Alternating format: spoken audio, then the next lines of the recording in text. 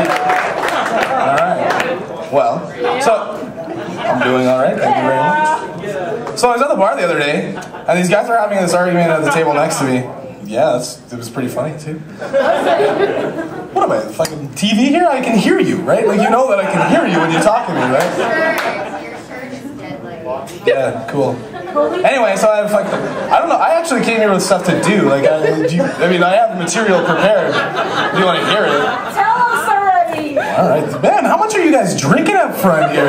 Keeping it nice and full, I like it. Alright, the purple works for you, I dig it. It's blue. It's blue. Jesus. What do you heckle at an amateur comedy night? Seriously? What do you fucking go to Relay for Life and smoking from the bald ladies too? Like, who the fuck is this? Where am I? Jesus. Fucking dude, holy shit. I wasn't even gonna swear this much. I don't even know I got my jokes to write. Alright, so I was at the bar, which you know a lot about apparently.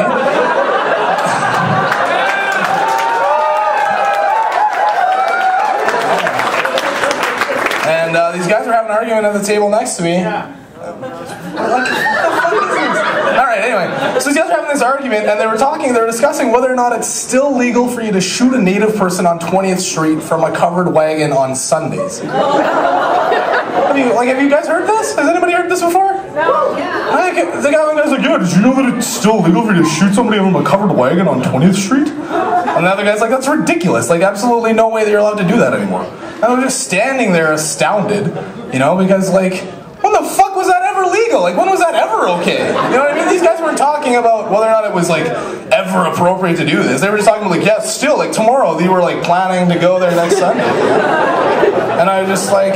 And they said it was a law, like that this was like legally passed. You know how hard it is to get a law passed in this town? We've been fighting for years just to get people to pick up our juice boxes and newspaper in separate bins. And these guys got it made okay for you to shoot someone in the middle of the street on a Sunday? But only on Sundays, right? Like, why Sundays? Was this a major problem for church attendance? Like, was there like Father Brad bumping into people every Monday being like, hey Mike, where were you yesterday? We missed you at church.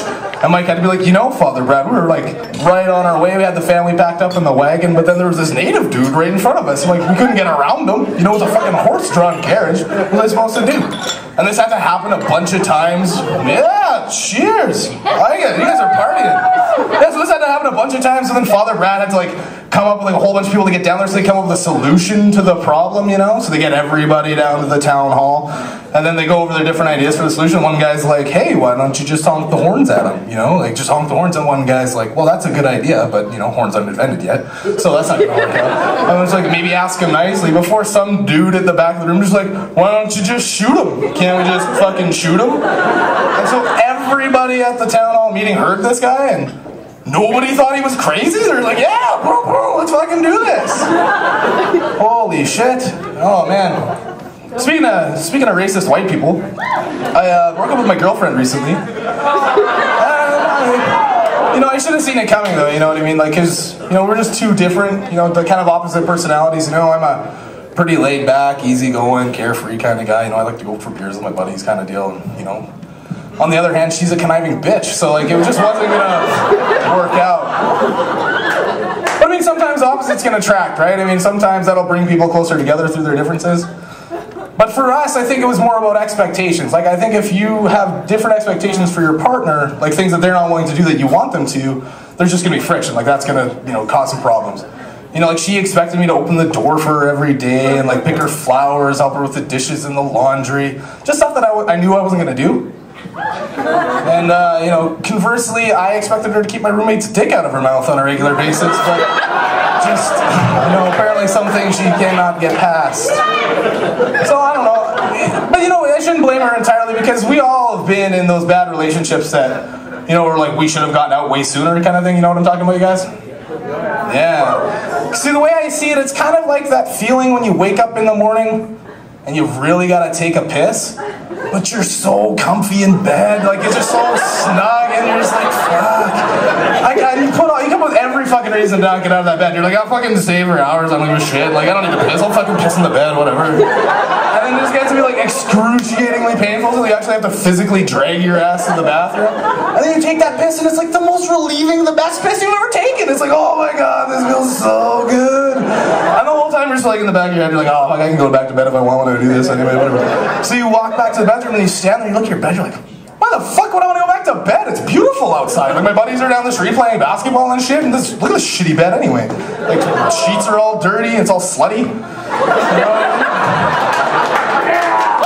So, I don't know, cause I'm kind of over the whole dating thing, you know, between internet porn and adoption overseas, like, I can start a family, I don't need a fucking chick to tell me what to do.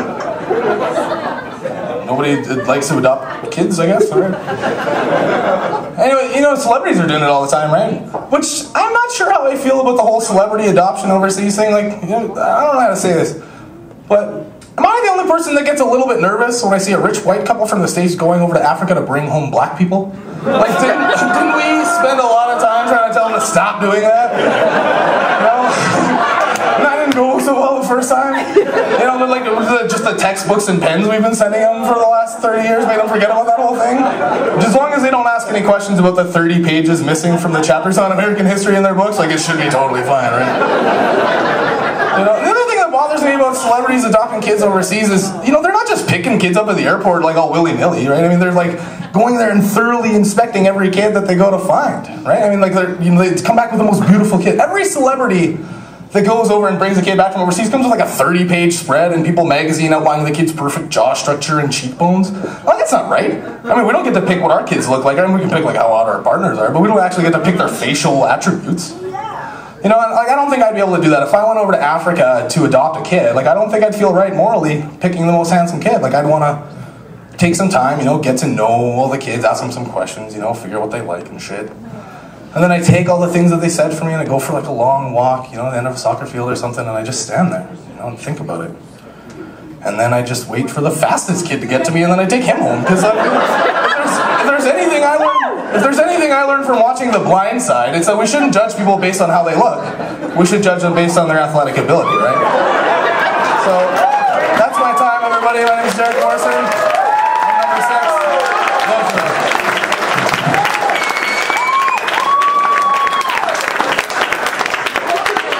Keep it up for Derek, hey?